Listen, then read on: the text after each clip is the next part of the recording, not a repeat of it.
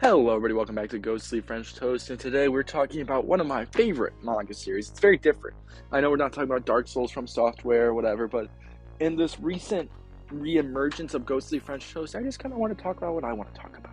And you guys can listen, you guys can, it's just me talking to you guys, and why you guys should read Ajin Demi-Humans, the manga. Don't watch the anime on Netflix, it's absolute dog shit. I was really disappointed. It's not bad, but it's really disappointing. And why it's peak. And also this is coming from a D1 Sato glazer, so as there's going to be some bias, not going to lie. And this is by Ghostly French Toast, as you all know, the one and only. So, enough talking around, let's dive on in. The concept itself is pretty, not straightforward, but it's very just out there, the big idea. So, there's these immortal people called Demi-Humans, and a lot of people are racist towards them. Like, I feel like it's more the fear of the unknown aspect to everything, and people are like, shit, bro, how the fuck you immortal? Like, if I saw someone die in the middle of the road and just got back and walked that shit off, I'm like, bro, let me know that shit, type thing, you know? It is set place in Japan during the early 2000s and late 90s,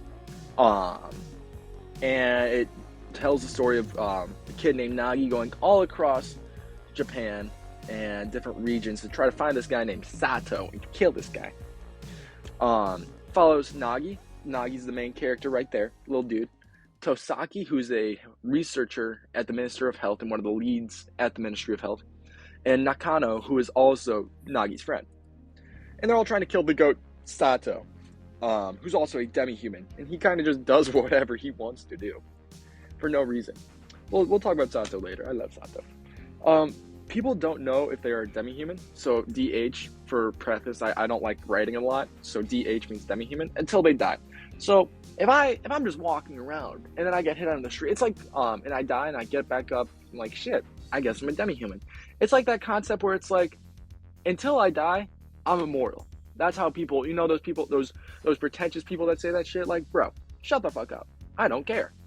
But they don't know until they're a demi-human until they die. Only can die from old age, so because they're immortal, so gunshot wounds, whatever. And this leads to interesting moments in the manga with gunplay, violence, all that.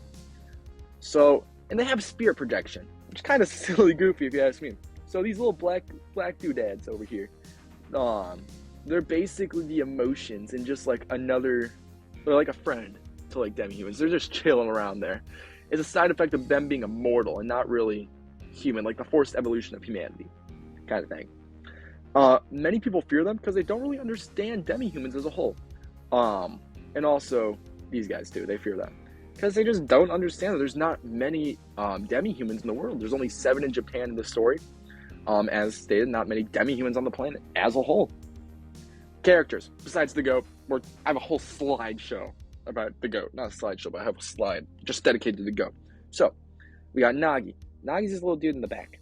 We'll get to that guy in a sec. Nagi's a teenager who... What? I didn't even know that. Sorry. Nagi's a teenager who realizes he's a demi-human. He's the main character of the story. Main character thing. Nakano, he's this little dude. He's on the front of the motorcycle. And he's Nagi's friend. He's kind of silly like that. So there's not much about him. He's just a really chill guy. He's the most real homie you can get in a story. And Tosaki, he's up here. He works for the Ministry of Health, who hunts, as much as it says Ministry of Health, so you're thinking like cancer and all that. His main goal is to hunt demi-humans and get rid of them, type shit. Characters are alright. They're alright. They're characters that serve their purpose, and they're not bad. They're not like, I'm hating myself reading this shit. They're pretty good. There's some banger side characters. But like, it gets overshadowed. You get fucking Sato, who's the goat. They move the plot along, but still good characters. And then you get the goat.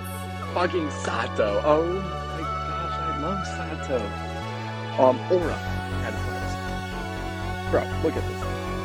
Absolutely just basically coming out full one man army right there. He just has a smile. He's just a silly goofy guy. He's a demi-human. Demi-human. He's also a terrorist. But he's not a terrorist because, well, his beliefs. He just kind of bored. He's not really doing it.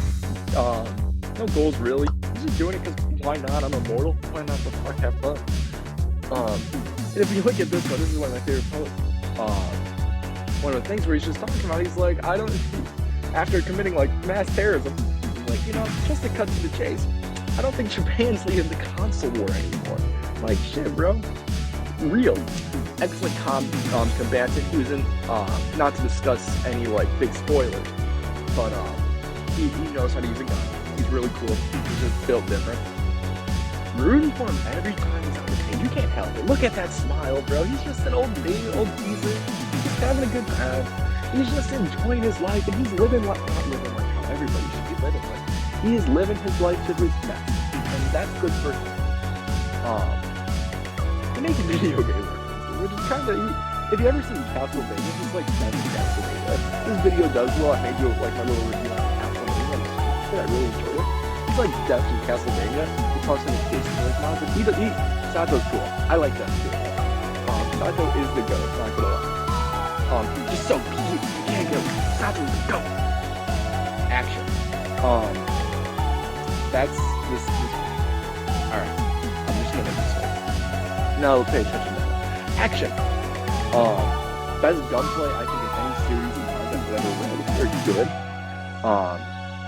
Keeps getting more extreme after every fight. So once you think it's like over, it just keeps getting more and more escalated. Very hard to actually predict what's gonna happen next.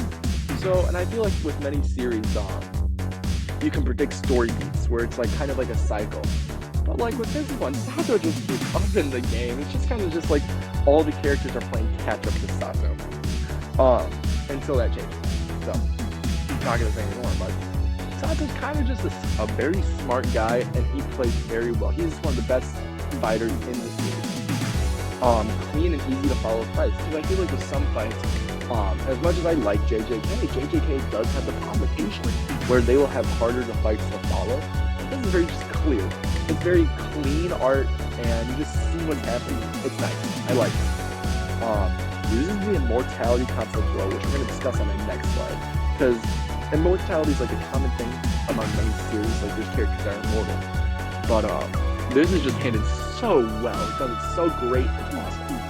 So, little slideshow kind of thing. So, concept, that's the GOAT Sato.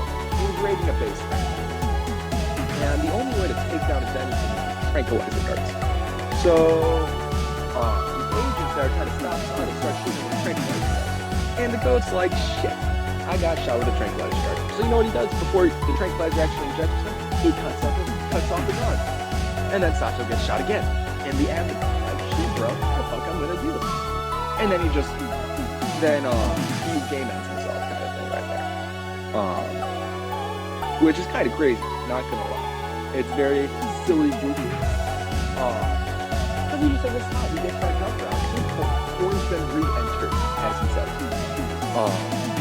But it's just interesting because he's immortal, since like he'll just be taking higher risks. He's like playing a video game. When he makes those video game references, he's treating himself as a video game character. He can just get back up and puts another coin in, as you will. And he just keeps on moving forward. And I feel like that's what makes him such a great antagonist, is everybody else is just freaking the fuck out because like this immortal guy's walking, but he's treating this like a video game. He's treating life as a video game, and he's just going, which is such an interesting concept from a character. I definitely recommend reading it just for Sato to go. He's just got a smile right there as he chops off his arm. It's so silly. The art. I do think the art is some of the best in any series to date. Hello? No, but as I was saying, the art's really peak. Sorry for the cutout right there. My entire just laptop trash. It's very descriptive. It's aura. So when I talk about JJK, I think JJK is as much as I love JJK, it's aura. The story is kind of the whole power scaling is really cool, but like it's a lot of aura panels. And you can't get me wrong, the aura is really cool, but as a story, it's not the best. Some of the best art I think in manga. I know this picture right here, and this picture's kind of blurry, but like you get the idea. It's very aura heavy. You got to go to Sato. I love Sato. Simplistic, but conveys very much a lot of detail, which is really good. I feel like a lot of art should be able to do that. Shows not tell, which is a big thing. Like this right here. The Sato the goat saving some little dude. So silly. Aura. I love Aura, and that's why I love JJK. So yeah, thank you for watching the video. I appreciate it. I'll see you next time. Go sleep French toast. Bye bye.